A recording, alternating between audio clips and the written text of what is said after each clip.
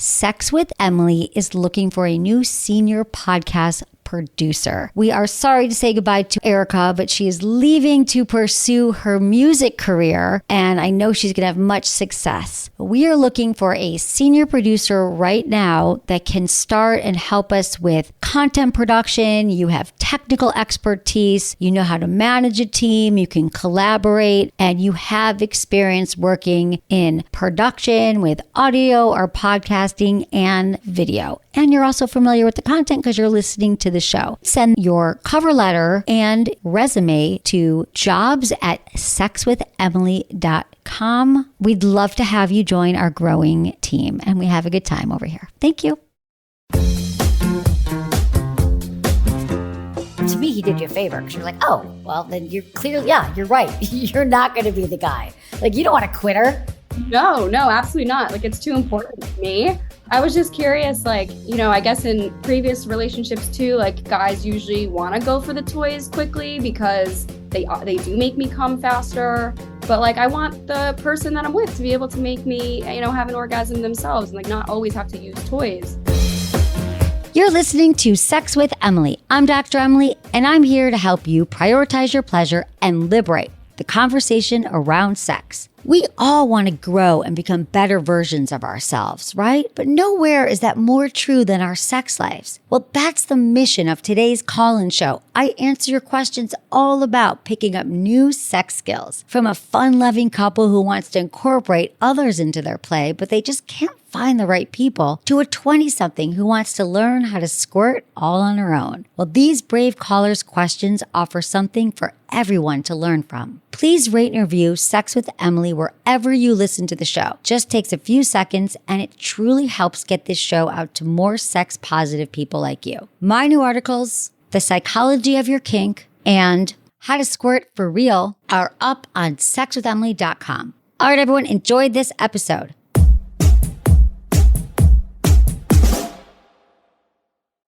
By now, you've probably heard my magic wand story. It's a brand that's been part of my personal journey for more than 20 years. But no matter how many times I sing Magic Wand's praises, I'll never be able to fully capture the story of this incredible brand. Well, now journalist and author Kate Sloan just completed a limited audio series documenting the history and impact that Magic Wand has created over the last 56 years. It's called Making Magic. And the series chronicles Magic Wand's incredible brand story through interviews with nearly 40 experts, performers, business owners, educators, and fans. So I got a sneak preview of the series, and what I loved is that Kate weaves together snippets from all their interviews into this amazing story arc.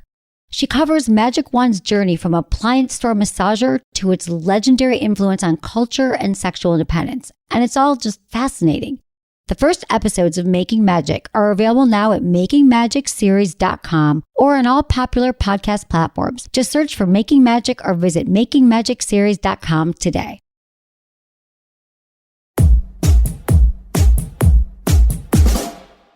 We have Ava, 27, in Boston.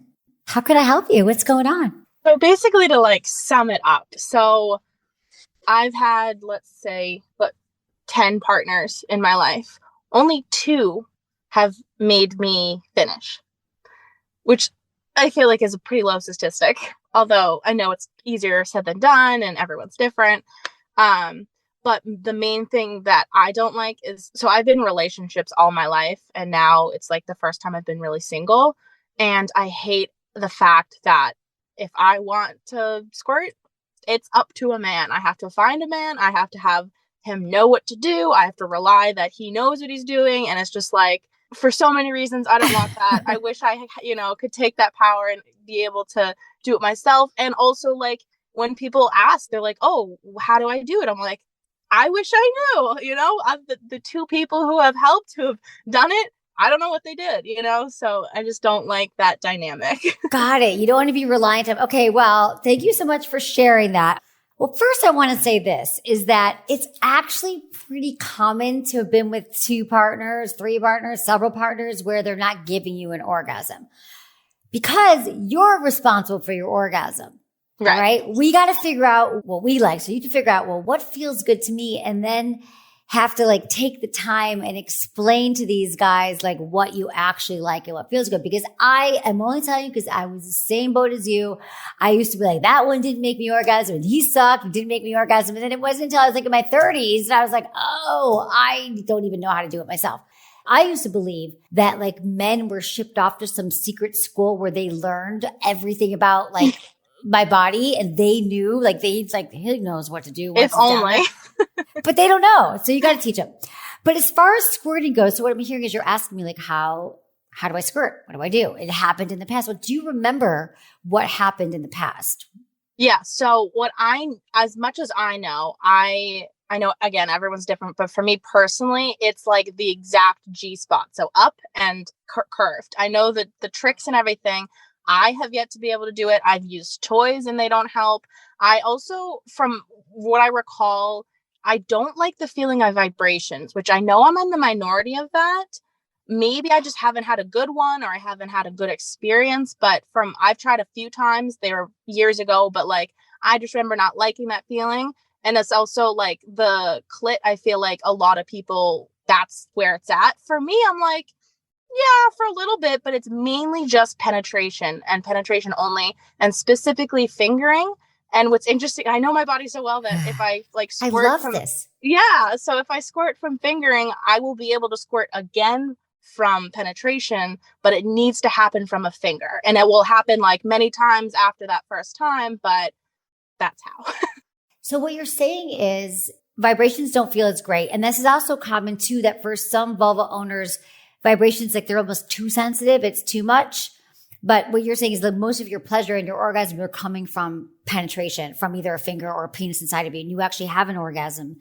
And sometimes you've squirted with that orgasm. Okay, cool. Well, that's the thing. So that's the other thing that I didn't know. I didn't know if like squirting and orgasm were like hand in hand, or they square and circle. Like they're hand in hand. You can orgasm and not squirt. You can squirt and not orgasm.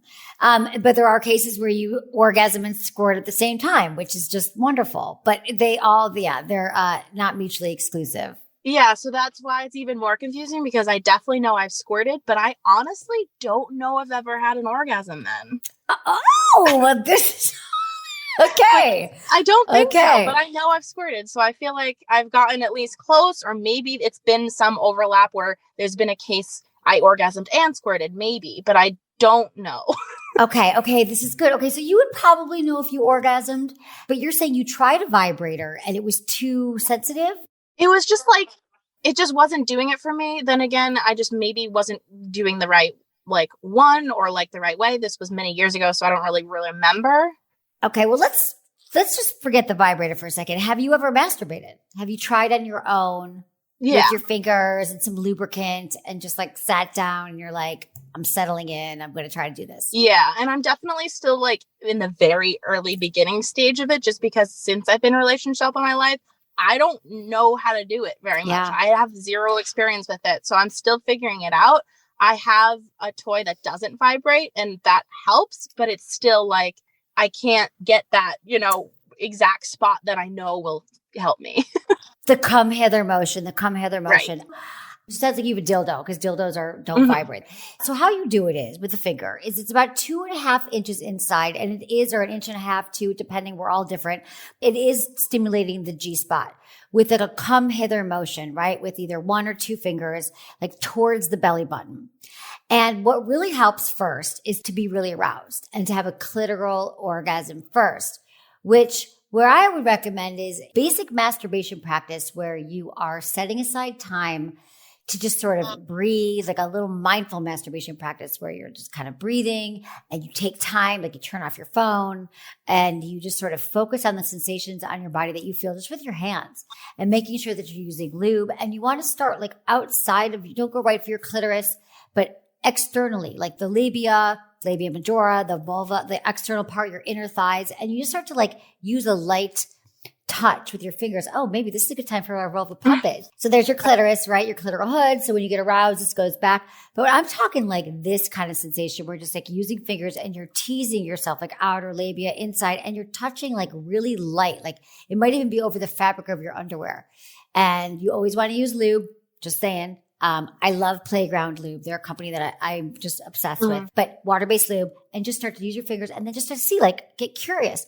What am I feeling right now? Does that feel good? Does that feel bad? And then you want to start to like escalate the touching, and you can even help to tense and relax your pelvic floor. So you do like a Kegel or a few of those, because that's stimulating it, and you just kind of breathe and start to see if you can get sensations. And because how you're going to find the G-spot and squirt is when you're already or aroused. So it helps to already have a clitoral orgasm before you go inside and try to have another orgasm or squirt. So that's why I'm saying, like, let's just start you teasing on the outside, play with the clitoris. If you want to try another toy, maybe you could get like a vibrating toy that just is like, most of them these days have a bunch of settings that, like, maybe it's just like a really lower setting toy that you need to use. I love Jeju products. Like, one of my favorites was the Jeju Mimi that I was like my first toy ever, and it fits in the palm of your hand. And for me, that was one that I like really learned my body on. And then I would like tease yourself with that. Then once you have that orgasm or you're aroused, then you can go inside with a finger or a toy. I could give you some recommendations for some dildos that might hit your G-spot better. Yeah, that was the other thing I was wondering. If I didn't know if there was like specific shaped toys or like generalized toys that I should like aim towards for this specific purpose to squirt. Yes. So there are G-spot toys. I would recommend the Hera, Hera. It's by Jeju. It's like the rabbit stimulation. So you have the internal and the external stimulation. And it's like made of like body safe materials. They have like deep rumbly sensations. I totally recommend that one. And being patient, because it takes some time to figure out your own body. But then once you get inside, either with fingers or a toy, you just continue to, when you're aroused, apply pressure to the G-spot, like straightforward pressure. And then that's where the release happens and where many vulva owners squirt. Yeah, it's crazy because like the time that I've squirted a lot, it's violent. Like the amount of like how fast and how hard you have to go. I swear people are like scared to go that hard because it looks and feels like I'm being hurt. Like, I don't like how like aggressive it is. It doesn't have to be that aggressive. So I understand why, because they're hitting the spot and it's going really fast. And I totally understand what you're saying, but that's just because the experiences you've had with a partner. But the great news is with one of these toys, you won't have to go that hard and fast. Okay. It'll be much more like gradual. And here's another tip. Like, I don't know if this will work for you, because again, everyone has to remember this, that literally every single vulva owner is different. And so like, I know they've worked for many people, not just me. So I feel good about my recommendations. So Magic Wand's been around forever. They have this mini vibrator. It's called the Magic Wand Mini. But the Magic Wand is a very powerful vibrator. And now they've made it mini size. But either model that you get, the bigger one or the smaller one, there's a lot of women who have reported squirting.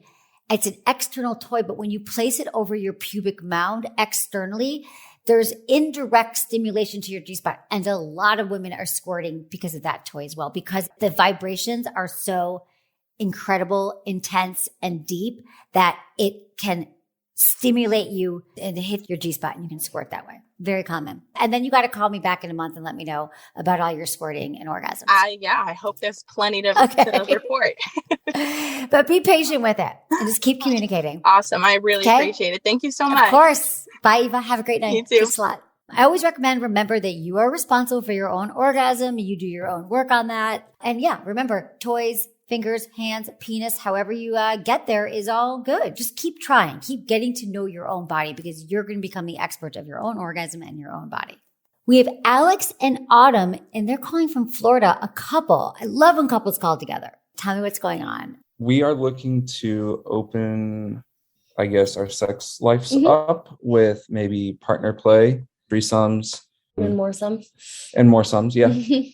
But the other, I guess, aspect that we also want and we're struggling with is we also want like friends, if that makes sense. We want more of a friendship first, then have fun in the bedroom. Benefits, yeah. We were on SDC. We had some luck there, but then it kind of got rocky.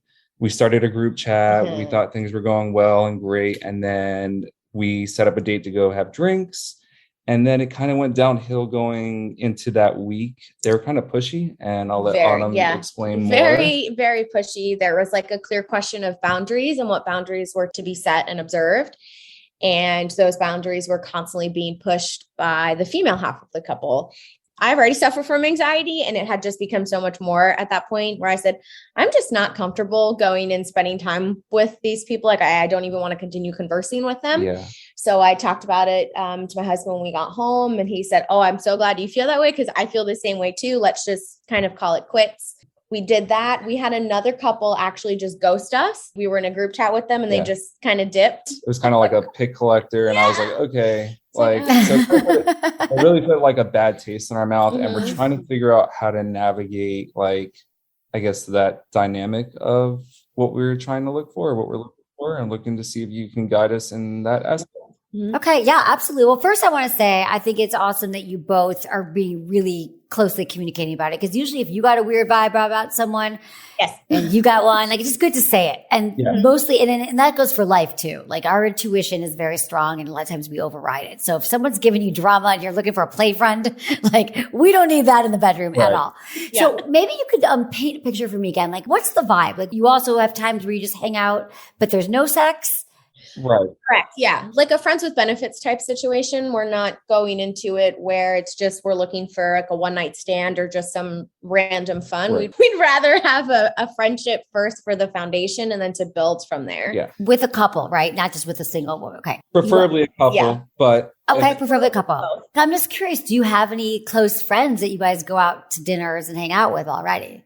That's the other part of our relationship is we work crazy schedules. We don't really have that and capability of going to dinner on and a I whim. guess we don't really feel comfortable doing that with work partners, if that makes sense. Yeah. We spend, 8 hours. We have a good reputation with friends from work. Yeah. You don't want to bring this into work. That boundary, another boundary you don't want to cross. Right. Yeah. Yeah. That makes sense. We're not there yet in this world that we can all talk about it at work. Okay. So what I'm hearing is that you're looking for the friends with benefits, but in your real life, you don't really even have time right now for friends, which I get it. I've been there at times where I'm like, what happened to my friends? All I do is work. So the dynamic, this dream scenario of like a friend that you can hang out with, you might not really even have time to, because that takes, you know how you make good friends usually is you spend time together, right? Repeatedly, consistently, whether it's like you talk to them once a week or you see them once a month. And so that would have to be like a carve out time that you guys make time for. You're like committing, like we want this person to be in our life. Like what does that look like for you? Is it once a month? Is it, once a week? I mean, I know it's going to depend on the person, but it's really thinking about that, like, and then making space for it, like everything in life where we put our attention on. It's really what we're going to manifest, what's going to happen. It's so fun to do that. I know like manifesting or just knowing, but missing that word. So like, you're like, what do you mean manifest? I'm going to dream about the couple and they're going to drop down the chimney, but just getting clear. They might. Well, the clearer you get and like, this is what you want. This is what the person's vibe. Like this is what they look like or what we do with them. Like there's another app I worked with a few years ago called #Open. They were a sponsor and I really liked the people who started it. They had really great intentions around it. So I think it's just like a numbers game. Like everyone who's like, I'm on the app, so I can't find anyone who's cool to even date. You guys have had a few bad experiences, but you're going to learn from all of them. And just saying like, where else can we expand this network? I think some couples also use Bumble and Tinder, but that's mostly, I think, for a third. I'm not sure if people do couples, but maybe they do. I actually don't like have a specific rec for that. But what I can say is like, what's the friends part you're going to do with this friend? Like, are you going to go to movies? Are you going to play tennis? Yeah. I think it's all aspects of that. Like we live fairly close to the theme parks because we're in Orlando. So we could always do like theme park dates. We could do like movies. We could go shopping, grab coffee, grab ice cream. There's a lot to do. It's just The other aspect is because we live so close, we get a lot of transit on the app. Yeah. So like we'll match, but then they're like, oh, we're only here till, X amount, X date. And it's like, well, it's not really something that we're looking to do. So that's the other struggle that we're having as well. Okay. Well, what do you guys maybe be some good goals for your relationships to like start things outside, like on the weekends? What do you guys do when you're not working? Do you guys like? We spend time with family. Yeah. Spend a lot of time with family.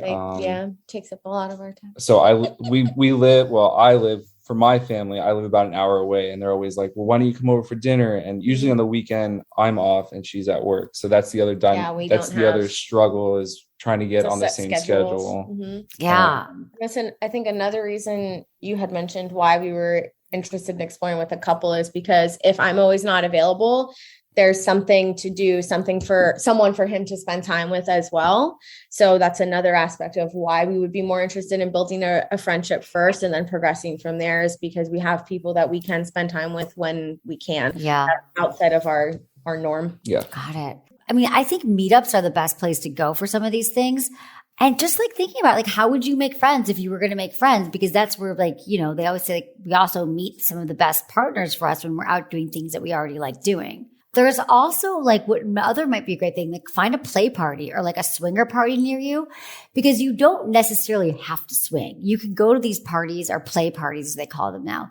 You don't necessarily have to take your clothes off or have sex with anybody, but you might have fun kind of exploring, and you might meet a cool couple that's in your area, because these parties are more exclusive. And I don't know who it is in your city, but usually you can find it through the apps or just Google it literally. Yeah, cool. Google play parties in your town. Like, okay, we just found this. My producer just found Poly Dating Florida, Orlando, polyamory. I've heard of that. Mm-hmm. Orlando polyamory, right? So if they have groups or lunches or whatever, like go to one of those events and meet those people and see if you like anyone. And that's a great non-threatening place to do it. Like you're not walking in there and everyone's naked. They just want to meet other cool people too. So that's the other part too. We've been asked to go to an adult club or a lifestyle club, I think is what they call it. Lifestyle club. Yep. Yeah. That's been kind of intimidating, at least for me. And I don't know, maybe you, we haven't really gone down that path, but intimidating for us because we don't want to get that bad experience that we first had where they were pushy and wanting us to go into a room. And it's kind of like intimidating, I guess, would be the best way. No problem saying no. Yeah.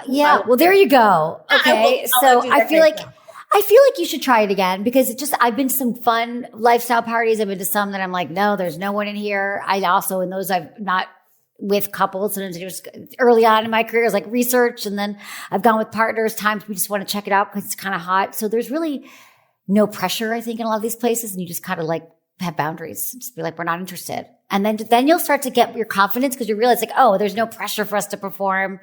And I found in most of these places that you go in and people are also pretty like, there's strict rules and people usually do follow boundaries, but that's just where I've been in California. So I'm not sure how it is there, but I would just kind of like how, you know, the people you want to hang out, you'll get a good vibe from them. Okay. Cool. All right. Definitely check it out. Yeah. Okay, good. You got this. But don't, I understand why you're discouraged, but just, keep trying if it's what you want. You'll find those people. Why not explore? Monogamy is great for majority of couples, but for some, it's just not.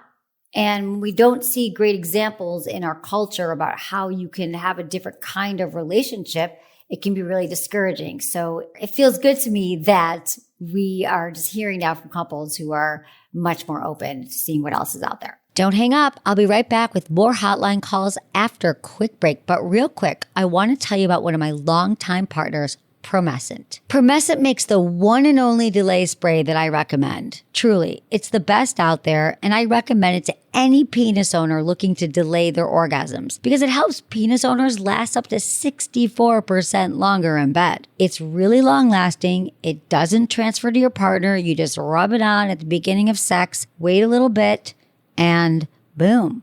It's perfect for anyone who struggles with premature ejaculation, or they just want to practice edging or having longer sessions. They also have this incredible warming arousal gel for vulva owners, which I love. You just rub it on your vulva. You also wait a few minutes and you start to feel this really cool, tingly sensation, and it just helps you get ready, aroused, turned on, in the mood. I put it on before partnered sex, solo sex, or even during the day. It's awesome. If you want more pleasure for both you and your partners, go to promescent.com/Emily to save 15% off your order. That's PROMESCENT.com/Emily, or just click the link in the show notes and get 15% off. All right, everyone, we'll be right back.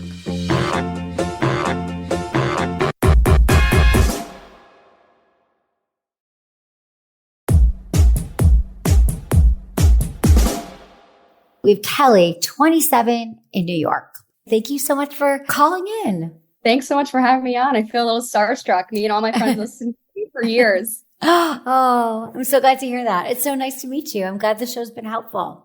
Tell me everything. So I'm not seeing this guy anymore, but I'm still just so curious because I feel like it's happened to me like before in the past too. So I was dating this guy for a few weeks, and sex was like good and all, but like I wasn't having an orgasm yet. So I took your advice on like tone, turf, timing. And like I brought it up when we were like having some wine and dinner on the couch, like very calmly, and was just like, like I gave all the compliments. I was like, I really like you. Like you turned me on. Like everything you've been doing so far feels so good. But like I haven't come yet. So like I really want to do that. And like gave some like tips on like what I think that I need. Like I need more foreplay. Like I need you to play with my clit more. And his response, like his tone wasn't like angry or anything. Like it was still a calm conversation, but he was so adamantly saying that he would never be able to make me come. And I was like, I don't understand why you feel that way. Like we're still getting to know each other. Like I know we can get there. And he was just so adamantly saying that he could not. What do you mean? He was like, back up. He was like, you're telling him, you're like, this is what I need. He's like, I'll never make you come. Like that? Like, I'll never be that guy? Or like, I'll never be able to do that for you. Like you're always going to need toys or something else. Like it's just not going to be me. I know that I won't be able to make you. It sounds to me like he's had a previous experience where he wasn't able to, make someone come, or his partner wasn't giving him great instructions, or he felt inferior in some way. It probably was not about you. I just side note, I want everyone to know this, that when you're dating someone and these things happen, or maybe they ghost, or maybe they decide not to see you anymore, it's typically not because of something you said. It's typically because of their past history. But anyway, yeah, like, I don't know, like to me, he did you a favor because you're like, oh, well, then you're clearly, yeah, you're right. You're not going to be the guy. Like, you don't want to quit her. No, absolutely not. Like, it's too important to me. I was just curious, like, I guess in previous relationships too, like guys usually want to go for the toys quickly because they do make me come faster. But like, I want the person that I'm with to be able to make me, have an orgasm themselves and like not always have to use toys. I'm not really sure like what I can be doing differently to just be more direct about what I'm looking for, because I feel like I already kind of am. That's a great question. Well, first you have to be with someone who's open to feedback and who's open to talking about sex. It sounds like you checked that off a few weeks with this guy and he wasn't your guy. But I think that going forward, it's like, it's practice, but just first finding out early on, like, is this someone who's going to be comfortable, like talking about sex? Are they into your pleasure? And then when you're talking to him, you're like, people always blame me. I listen to Sex with Emily, and I've decided that like in my next relationship, I want prioritizing sex to be really important. Like I want to like make you come in a way that you've never imagined. What do you say? Like, I want to be like your best lover. And you're like, yeah, and I want that too. And so, would you be open to that? Are you cool with that? Like, let's talk about things that make us feel good. You could say, so I really want to figure out how to orgasm with a partner.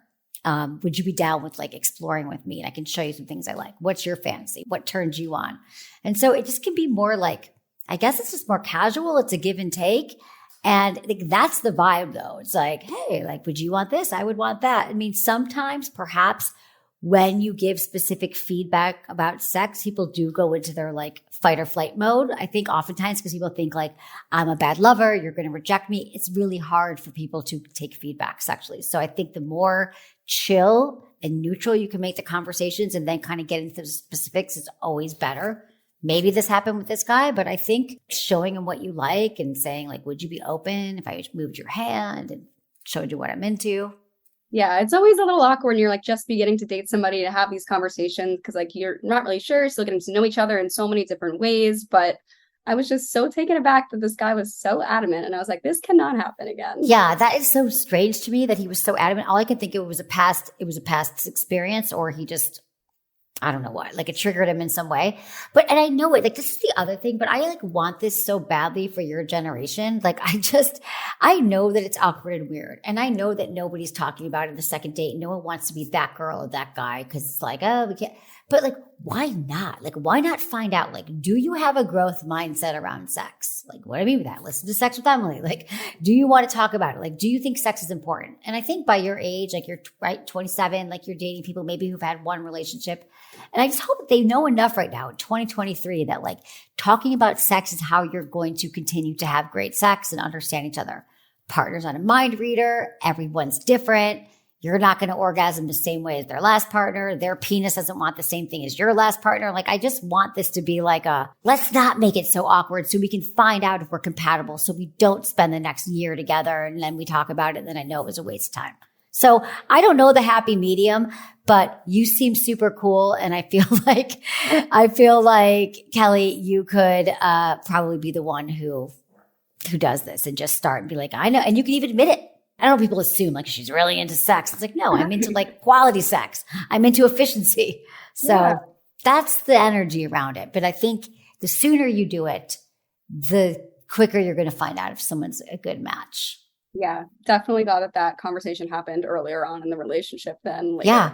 You know, it hurts at the time, but then you're like, oh, good, favor, on to the next. Like you did, I'm out. So how are you finding people now in New York? How's it going? I haven't gone on another date since, just like taking some time off for personal, life just always gets in the way. But dating apps is really just like where it's at. I mean, just got to keep going out, trying to meet people in real life. But like, I don't mind the dating apps. Okay, good. They're fun. They work, right? That's what I always tell people. I'm like, you got to just keep trying them. And one more thing I want to say though, Kelly, going back to this is that, so another great thing in this time that you're just dating is to spend more time on your own, figuring out like, how do I orgasm without a toy? Or how do I think, like next time you're masturbating, how would I explain this to a partner? So which is a lot easier too.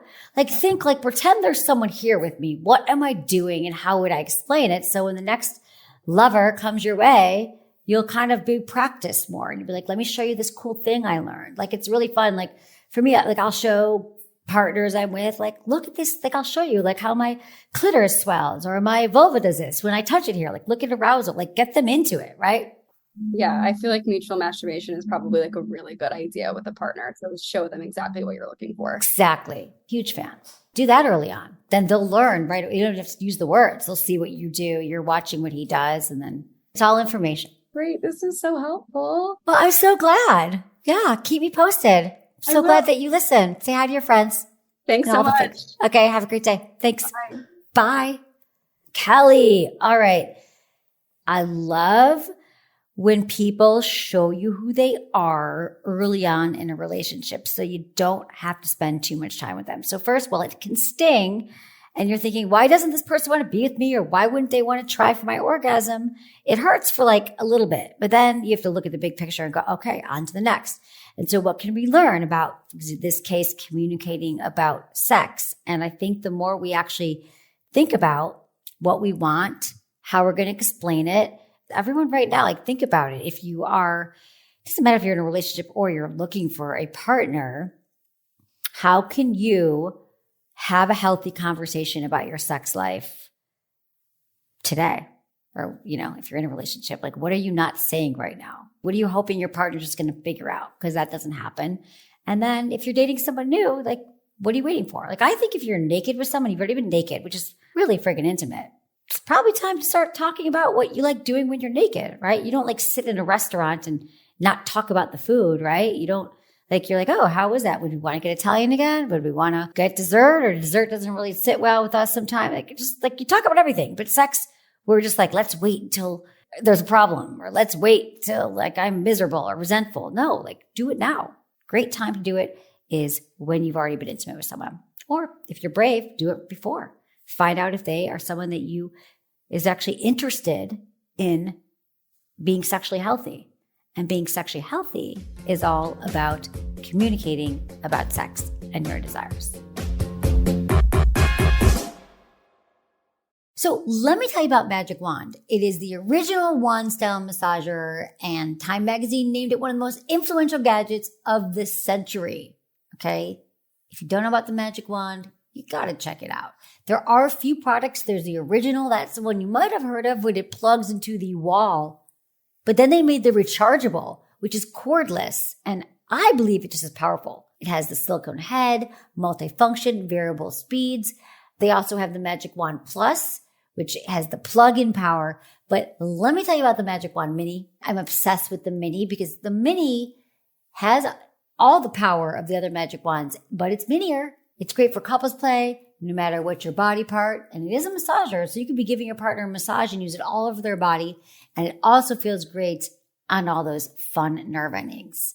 Check out the Magic Wand. Go to sexfamily.com/Magic Wand. I have an article about all the ways to use the Magic Wand, which you're going to love to get you inspired. That's it for today's episode. See you on Tuesday.